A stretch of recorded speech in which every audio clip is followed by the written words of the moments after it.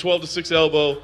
Is it frustrating for you at all to think, now people are going to point to that again and say, well, the fight changed because of that? Yeah, people are always going to point to something. These checks are going to cash, and I have another win on my record and another step closer to fighting for a world title. So they can point and say what they want. I'm laughing all the way to the bank and all the way back home to my family with another win that I earned. Nothing's been given. But during the fight, when the ref came over, I don't know, Eddie tapped me on the chest or on the face. He did that right after the elbow because I told the ref, I said, no, when the ref said, hey, stop, that's illegal or whatever he said, I said, no, it didn't land, I'm fine. I said that, and Eddie's like, I told him, I said, I'm good.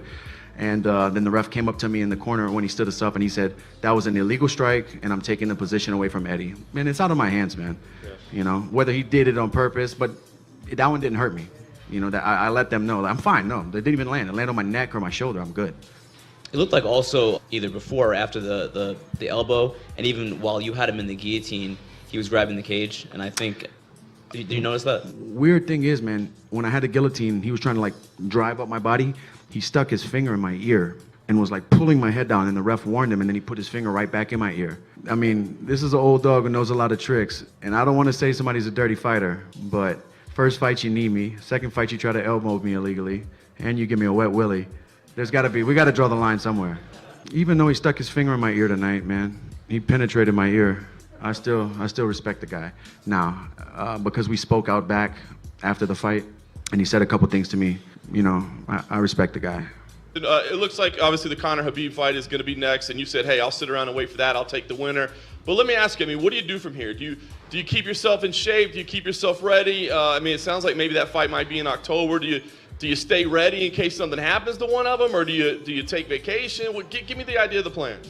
Yeah, I'm not 100% sure. We got to see the time frame. This is a crazy, crazy sport. It might be two completely different guys fighting for that title in October. You never know. This last year has been insane. But hopefully that fight comes together. And I don't plan on taking long. I'm not taking a year off.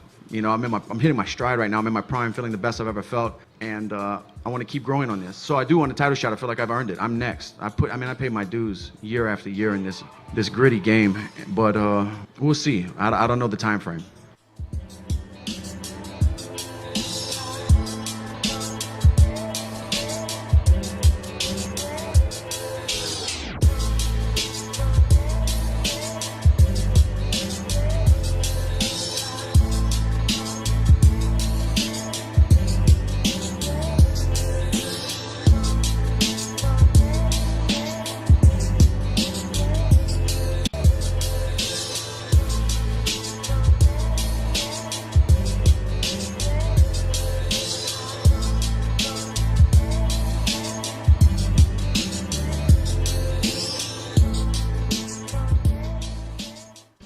Jose, congratulations. Very impressive victory this evening. A lot of emotion afterwards, man. The tears and the joy. Can you explain why tonight was so emotional for you? I was coming from a really rough time, coming off 2 losses, but I had the support of my whole team. I had a very good group of people around me, giving me the support and putting me back in a good place to get this win. And, it was a win not just for me, but for all of them. You had talked coming into this fight about fighting out your contract and maybe in retiring. But I wonder if a moment like this, a success like this, might change your mind a little bit and kind of what you feel you want to accomplish before you do quit. For now, the big plan is to just finish this contract as a champion. So that's all the work that we're going to be doing for now is aiming at that. I think the performance was good enough to, catch the eye of the matchmakers again. Show that I do belong here. I am a top fighter in this division, and that I'm ready to get another title shot eventually in this run. Is there any thoughts in the future of moving up to 155? I know that the cut 245 is a little bit difficult, especially as you get a little bit older. The decision about the weight cut is not a personal one of mine, so it's something that if we are thinking about doing it, it's something that has to be sat down with the whole team and discussed. At the moment, the main goal is to just get my title fight. Once we are done with that, who knows? Possibly we could do something up there. A lot of respect for everybody at lightweight. It is a very tough division, but for now the goal is to just get the title shot, and we'll see where we go from there. Obviously, the belt is the end goal for this, but is there anyone else in the top 10 you can see yourself facing before you maybe get a title shot? Acho que a próxima luta não tem como não ser como o Brian Ortega, é um cara que vem subindo na categoria, então acho que ele seria uma ótima luta. So he'll be a great fight. Brian Ortega? Well, that makes sense.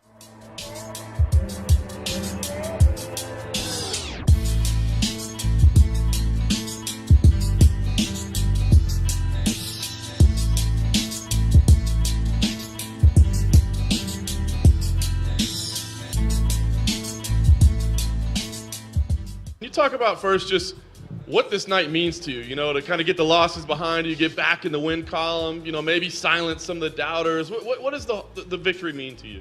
There is no doubt that I'm one of the greatest strawweights in the world, and I'm very proud with my performance and this fight. Tisha Torres showed up good, but I'm on different level, and I'm very happy that this fight went through the decision because I showed that I'm complete MMA fighter, that I'm not only a striker. She wanted to grapple, I let her do that, and I could spend the whole day, 10 more rounds, and I didn't even warm up. So I feel great, but this victory was very important to me and for the UFC.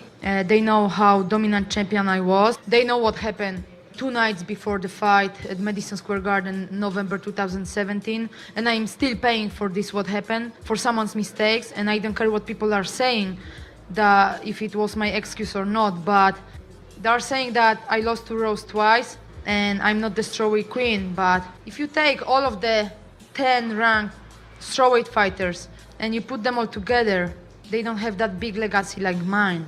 That's the point.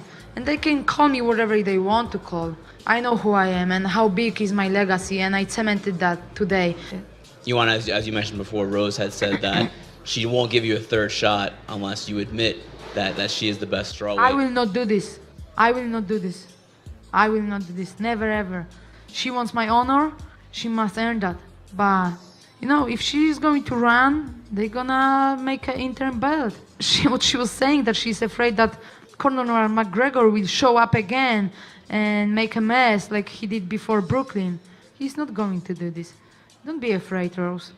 Come on, just fight. Just face the best. You should face Andreas. If not, I will chase you. If you're gonna hold the belt, I will chase you. That's it.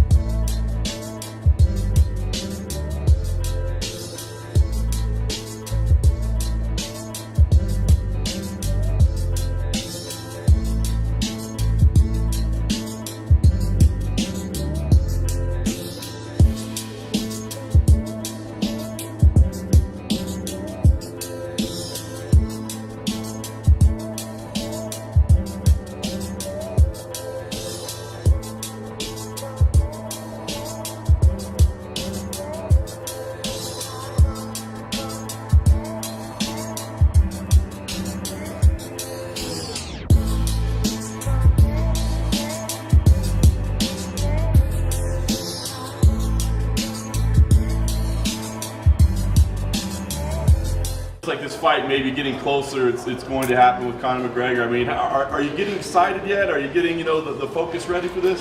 I can't believe we're gonna fight, because I really want this guy. Make him humble, a little bit teach him, not only smash, like change his face, I want to change his face. Of course, with the face, I can change his mind too, and this is what I want, really. This has become personal for you. Of course. Long time ago. 3 months for me is long time.